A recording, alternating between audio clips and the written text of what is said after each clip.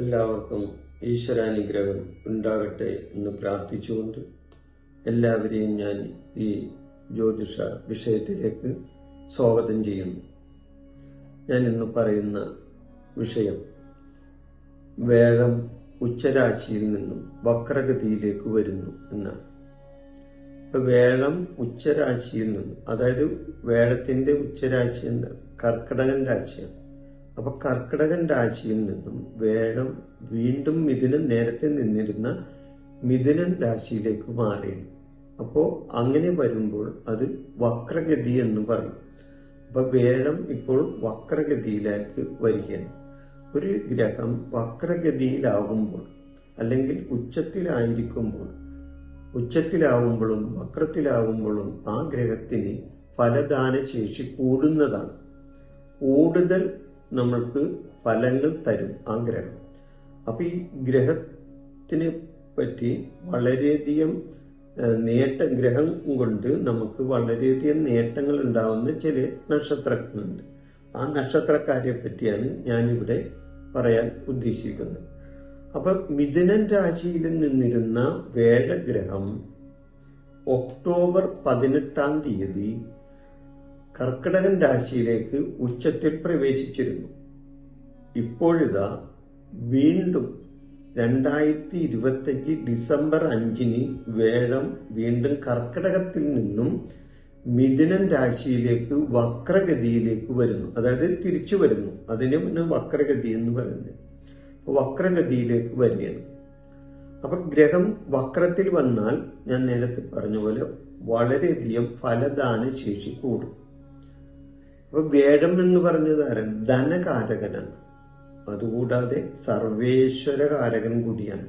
അപ്പൊ വേഴം പ്രസാദിച്ചാൽ എല്ലാ ഗ്രഹങ്ങളും പ്രസാദിക്കുമെന്നാണ് പറയുന്നത്. അത് അങ്ങനെ ജ്യോതിഷത്തിൽ അങ്ങനെ ഒരു ചൊല്ലുണ്ട്. വേഴം പ്രസാദിച്ചാൽ മറ്റെല്ലാ ഗ്രഹങ്ങളും പ്രസാദിക്കും. അപ്പൊ വേഴത്തിന്റെ ഈ വക്രഗതിയിലുള്ള രാശിമാറ്റം മൂലം ചില നക്ഷത്രക്കാർക്ക് ഗുണാനുഭവം കൂടുതൽ കിട്ടും. പ്രത്യേകിച്ച് ധനപരമായ കാര്യങ്ങളിൽ ഉയർച്ച ഉണ്ടാവും ചില നക്ഷത്രക്കാർ. അതിലൊരു രാശിയാണ് ഞാൻ ഇവിടെ പറയുന്ന ഈ തുലാക്കൂറിൽ വരുന്ന നക്ഷത്രങ്ങൾ. ഈ തുലാക്കൂറിന്റെ 9-ലേക്കാണ് വേഴം വരുന്നത്. അതായത് മിഥുനൻ രാശി. അപ്പൊ തുലാം രാശിയുടെ 9-ാമത്തെ രാശിയാണ് മിഥുനൻ രാശി. ഈ 9 എന്ന് പറഞ്ഞ എന്താണ്?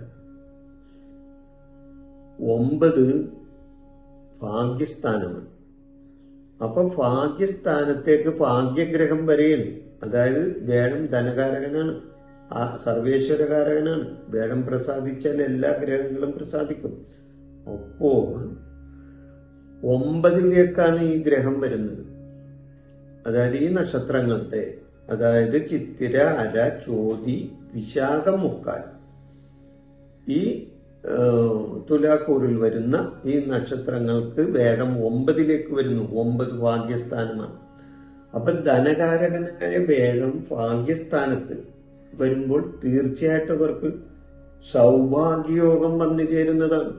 ഇവരെ സംബന്ധിച്ച് സൗഭാഗ്യയോഗം ഈ നക്ഷത്രക്കാരെ സംബന്ധിച്ച്. അപ്പൊ അങ്ങനെ വരുമ്പോൾ ഇവർക്ക് എന്തെല്ലാം നേട്ടങ്ങൾ ഉണ്ടാവും? ധനപരമായ ഉയർച്ചയുണ്ടാവും. ഇവർ ചെയ്യുന്ന കർമ്മങ്ങളിലെല്ലാം വിജയങ്ങൾ ഉണ്ടാവും. കുടുംബത്തിൽ സൗഖ്യവും സമാധാനവും, മനക്ലേശങ്ങളെല്ലാം മാറി സന്തോഷകരമായ ഒരു ജീവിതം ഈ സമയത്ത് ഇവർക്കുണ്ടാവുന്നതാണ്. ഇത് താൽക്കാലികമായി ഉണ്ടാവുന്ന ഒരു പ്രതിഭാസമാണ്. വേഴം ഇനിയും രാശി മാറും ഇവിടെ നിന്ന്. അപ്പോൾ ഈ 2025 ഡിസംബർ 5-നാണ് വേഴം മിഥുനൻ രാശിയിലേക്ക് തിരിച്ചു വരുന്നത്. അത് കഴിഞ്ഞ വേഴം വീണ്ടും അവിടെ മാറും. കുറച്ചു നാളുണ്ട് അവിടെ. അപ്പൊ ഇതിനെയാണ് ഇപ്പൊ പോയ ഗ്രഹം തിരിച്ചു വരുന്നതിനെയാണ് വക്രഗതി എന്ന് പറയുന്നത്. അപ്പൊ വക്രഗതിയിലാവുമ്പോൾ ഗ്രഹങ്ങൾക്ക് ഫലദാന ശേഷി കൂടുന്നതാണ്. അപ്പൊ ഭാഗ്യസ്ഥാനത്തേക്കാണ് ഞാൻ ഈ പറഞ്ഞ നക്ഷത്രങ്ങളുടെ ഭാഗ്യസ്ഥാനത്തേക്കാണ്. ഭാഗ്യം എന്ന് പറഞ്ഞു കഴിഞ്ഞാൽ വളരെയധികം നേട്ടങ്ങൾ, സൗഭാഗ്യങ്ങൾ, ഇതെല്ലാം നിങ്ങൾക്ക് ഈ സമയം ഈ ഗ്രഹം തരുന്നതാണ്. ഇത് വെറുതെ പറയുന്നതല്ല, ഇതിൻ്റെ അകത്ത് കാര്യങ്ങളുണ്ട്, അതനുസരിച്ചാണ് പറയുന്നത്. 1, 5, 9 ഈ ഭാവം വേദഗ്രഹത്തിന്റെ ഇഷ്ടഭാവം കൂടിയാണ്. 1, 5, 9 ഇത് വേദഗ്രഹത്തിന്റെ വളരെ ഇഷ്ടപ്പെട്ട ഭാവമാണ്. അതിൽ 9 ഈ 9 എന്ന് പറയുന്നത് അത് തീർച്ചയായിട്ടും സൗഭാഗ്യങ്ങൾ തരുന്ന ഒരു ഭാവമാണ്. തീർച്ചയായിട്ടും നിങ്ങളെ സംബന്ധിച്ച്, ഈ നക്ഷത്രക്കാരെ സംബന്ധിച്ച്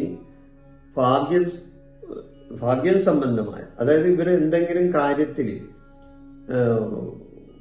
ഗുണപരമായ കാര്യത്തിന് എന്തെങ്കിലും കാര്യമായിട്ട് ഇവര് മുന്നോട്ട് പോയാൽ അവർക്കത് നേടിയെടുക്കാൻ കഴിയും. ഭാഗ്യം അവരെ തുണക്കും. ഭാഗ്യസ്ഥാനത്താണുള്ള പേര്, അത് ധനകാരകൻ കൂടിയാണ്. അതുകൊണ്ടാണ് ധനകാരൻ മാത്രമല്ല, ആത്മീയകാരകൻ കൂടിയാണ് വേണം. പിന്നെ 9 എന്ന് പറഞ്ഞ പിതാവിന്റെ സ്ഥാനം കൂടിയാണ്. സൗഭാഗ്യം മാത്രമല്ല, പിതാവിന്റെ ഭാഗം. അപ്പൊ പിതാവിൽ നിന്നും എന്തെങ്കിലും ധനപരമായ നേട്ടങ്ങൾ കിട്ടാനുള്ളവർക്കാണെങ്കിൽ അതെല്ലാം കിട്ടാവുന്ന ഒരു സമയമായിരിക്കും ഈ സമയം.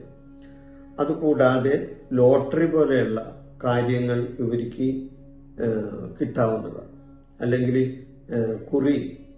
ഭാഗ്യക്കുറിയൊക്കെ ഉണ്ടല്ലോ, പല വിധത്തിലുള്ള ഭാഗ്യക്കുറികളുണ്ട്. അതിലെല്ലാം ഇവർക്ക് നേട്ടങ്ങൾ ഉണ്ടാകാൻ സാധിക്കുന്നതാണ്. ഈ സൗഭാഗ്യങ്ങൾ, അങ്ങനെ വീട്ടിൽ സമാധാന അന്തരീക്ഷം, ഇതെല്ലാം ഒത്തുചേർന്നു വരുന്ന ഒരു സമയമാണ് വേഴം വക്രഗതിയിലേക്ക് വരുമ്പോൾ ഈ നക്ഷത്രക്കാർക്ക് ഉണ്ടാകുന്നത്.